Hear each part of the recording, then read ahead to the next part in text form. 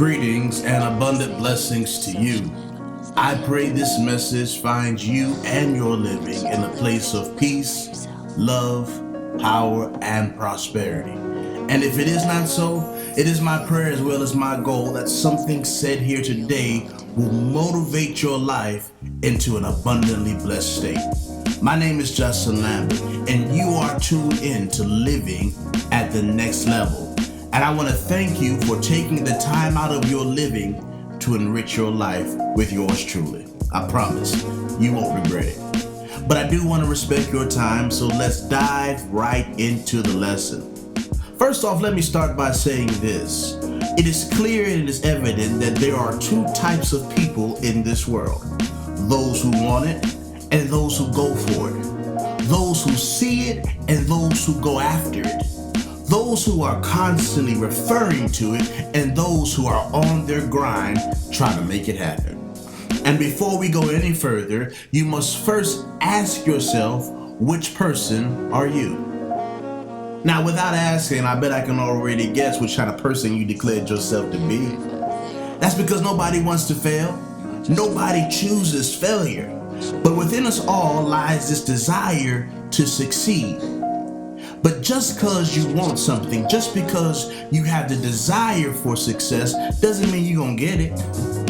And unfortunately, we have the habit of looking to God for the blessings of success when God's given us the ability to establish success by His grace and with our own efforts.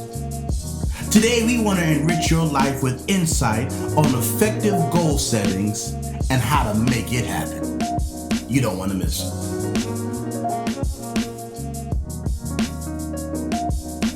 Now let's start with the obvious. How would you define the word goal? Matter of fact, I want you to write it down. Write down your personal definition of the word goal. Now, would anybody like to share the definition with everybody in the group? If you would, just type it in the discussion box. Okay, Marsavian, I see you. Thank you for sharing. Marsavian says, a goal is something you're looking forward to. Okay, great. Tyrell, I see you. Tyrell says, something you strive for. Great.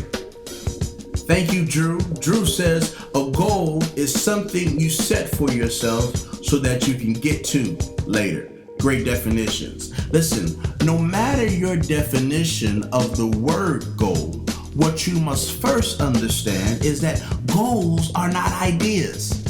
Ideas happen suddenly, but goals are birthed, meaning that they have to be created, formed, and developed before they come into the world. Had to make sure I remind you of that because too many of us go public with goals that are premature in their nature. We set goals and we make known goals that we hadn't sat down and thought about what they were, or better yet, what it was going to take to make those goals reality.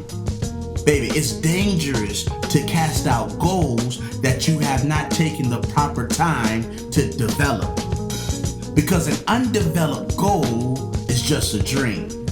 And if you're not careful, you can spend your whole life talking about, thinking about, praying about your dreams, and life will suddenly slap you out your sleep into reality that's a nightmare. Here's something you need to write down. Focusing on a dream can leave you lost from your reality. The actions of a dreamer are very different from that of a goal setter. A dreamer looks to the sky and waits, while a goal setter looks to the ground and runs. A dreamer spends his time hoping. A goal setter works hard and expects. A dreamer says if. A goal setter says when. Please don't get it twisted. There's nothing wrong with dreaming. As a matter of fact, every goal setter starts off as a dreamer because every goal starts off as a dream. This is because both goals and dreams have root in a desire to to elevate in your position. You have the dreams you have the goals you have because you have the desire to go higher, to be better, to reach more, and accomplish much. Both goals and dreams are a reflection of what you think your future should look like. But instead of being in awe of your dream, become a goal setter and be inspired by what you have seen. We have the habit of putting off for tomorrow what we can do today. I think I said that right. Yeah, I said that right. We have the habit of putting off until tomorrow what we have the ability to do today. Look at your dream now. Right now on a piece of paper or whatever you're taking your notes on, I want you to write down the word dream. Now, underneath the word dream, I want you to write out what your dream is. Now, once you've clearly illustrated your dream, your dream, I want you to break that dream down. And if you don't mind, or anyone doesn't mind sharing their dream with everyone in the discussion box, I'll be happy to give an example of what I mean by breaking that thing down. Okay, thank you, Tyron, for sharing. Tyron says, my dream is to be a lawyer. Okay, Tyron, that's a great example. That's plenty for me to work with. Tyron, to break that thing down, I would say you will first start by studying the different types of law and find out which one sparks your interest the most. Then once you find out the type of law you're interested in, find out what are the top schools in that field and what they require in order for you to be admitted. Go and find out about intern opportunities that allow you to get a deeper understanding of the law and that field. And last but not least, watch a lot of Law and Order.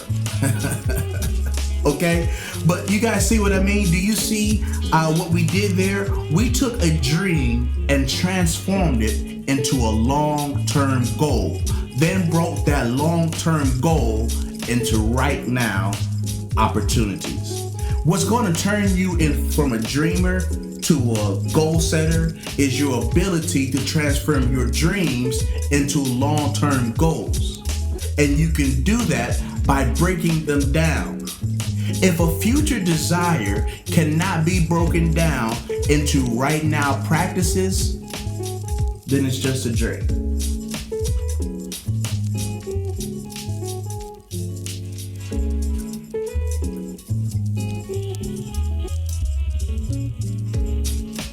Again, you can turn that dream into a goal by finding, embarking on day-to-day action that lead you closer to that desire. These day-to-day action are also identified as short-term goals. And when you start with these day-to-day goals and you accomplish these short-term goals, what you will begin to do is build a confidence as well as strengthen your ability to achieve. See, you have to understand something, that there is nothing that happens by chance. There is a reason why you dream for the things you dream for. There's a reason why you long for the things you long for. There's a reason why you have the goals you have. Tyron, I bet the reason why you want to be a lawyer is because you like to argue. The reason why a singer wants to be a singer is because the person can sing. The reason why an actor wants to be an actor is because you can act. The reason why you want to play football for a living is because you're good at a sport. There's a reason why you're dreaming, you're reaching for the things you're reaching for. And setting those goals help you develop the God-given talents, gifts, and abilities that you have. Day-to-day growth in these God-given gifts, talents, and abilities will lead you to successful living.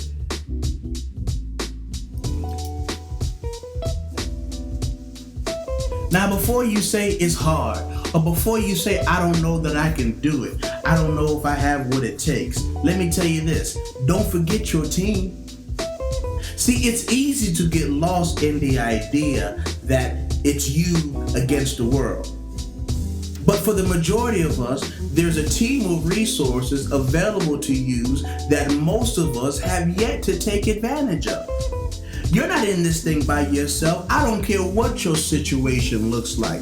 I don't care what's against you. I don't care how much you got to do. I don't care how much it costs. I don't care how much education you may need. I don't care what they say about you. I don't even really care what you're saying about yourself at this point. I want you to realize that you're not in this thing by yourself, because at the end of the day, if you have nobody for you, you have God on your side. And having God on your side is enough to accomplish any dream, any goal, any desire, anything that you can ask or think. God has the ability to make it happen, and He won't leave you in this thing by yourself.